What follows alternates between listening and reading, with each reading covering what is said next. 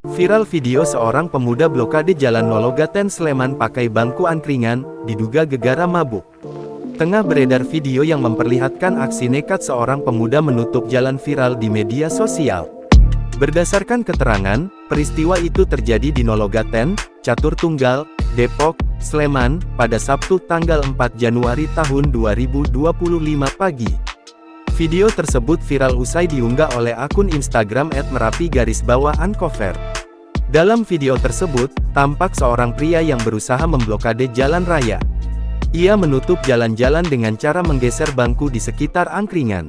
Kejadian ini sempat membuat aktivitas warga terganggu sebelum akhirnya ditangani oleh pihak kepolisian. Polda Jogja dan Polresta Sleman pun memberikan keterangan terkait kejadian tersebut lewat kolom komentar unggahan tersebut.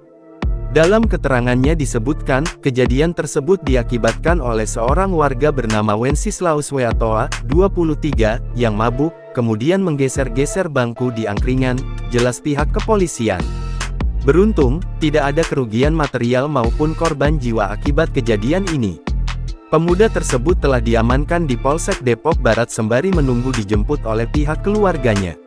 Polisi juga memastikan situasi di lokasi kejadian telah kembali normal.